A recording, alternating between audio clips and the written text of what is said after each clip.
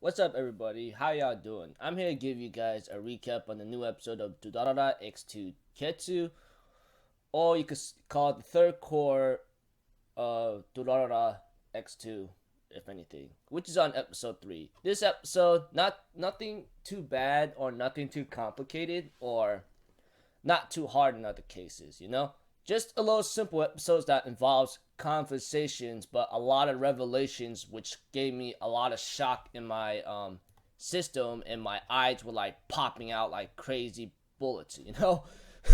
So, if anything else, let's continue. Okay, at the beginning of the episode, of course, it does continue off where it played off last week or something. We have to it that Celti's head is revealed due to what's her name? She tried to kill Isaiah in a hospital, but it didn't seem to work out very well. So, guess that's another reason why it failed miserably. So we have to it that I see a conversation involving Haruna Niyakawa and Anri Sonara, along with another conversation that involves Mikado Ryogami and Orihara Izaya himself, our Joker. Let's just go with the conversation with Orihara Izaya and Mika, because I believe that thing seems to be more important than usual. So between those two, they seem to be talking about what's been happening or what's been going on. Well, except Mika's purpose was to tell Isaiah something. That involves the news, Celti's head, obviously. And later, after talking with Isaiah here and there, we have to it that Isaiah questions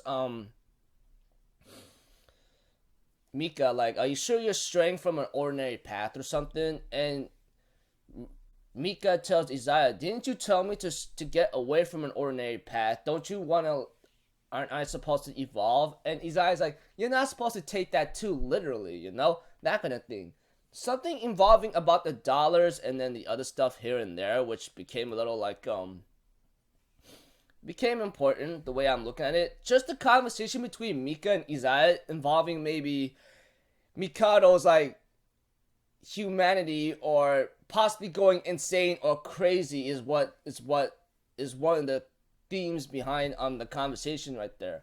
After a certain long conversation on the phone here and there, Mikado just ends off and tells Isaiah about you should go take a look at the news, that kind of thing, because it's best for you to take a look at it yourself and then for me to describe it.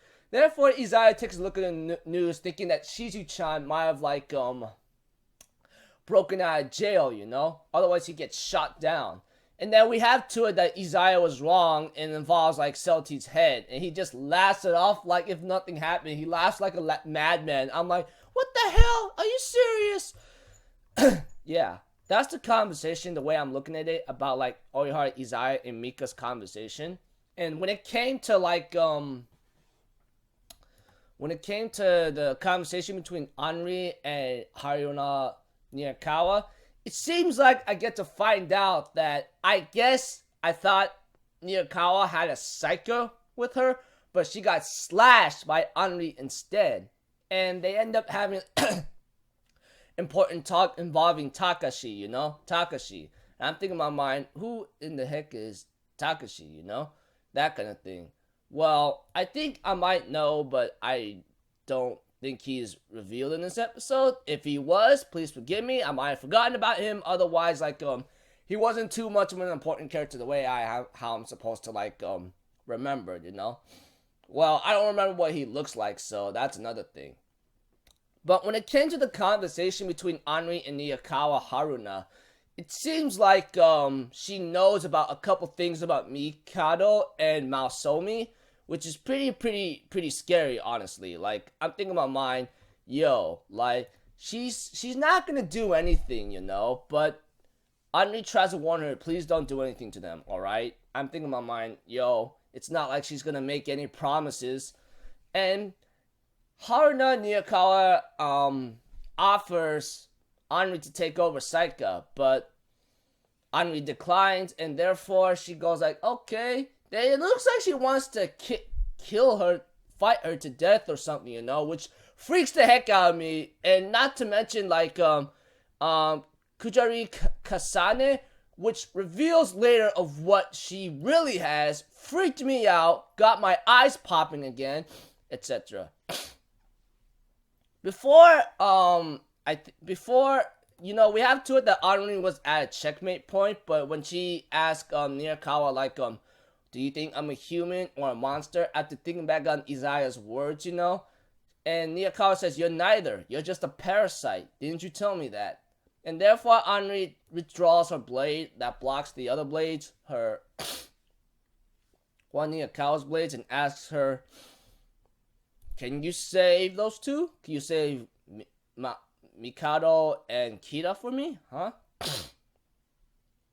And therefore, we have to it that Kujari Kasane says, you know, can you guys do it somewhere else? And it seems like Kasane, looks like Kasane Kujari has a Psycho Blade, and it shows it on her hand. Apparently, look like some demon-like steel claws. I'm like thinking in my mind, what the freaking heck? I'm like bawling out my eyes right now, like hell. And we have to it that Kujari took care of Niyakawa easily, shocks her or something after wrapping up her in a string-like substance of what Saika did, and therefore Kasane ends up talking to Anri about like, don't tell me you think like Saika's only form was only a single sword, you know. And we have to it that there's a guy whose name Shijima talks to this other person who actually knows who hit Karota, and he's the one that actually told the guy hit that guy, you know. And I'm thinking in my mind, you son of a bee, because you know it seems like he has something to do with it, you know. Not to mention about these other stuff, you know, about having Karota hit.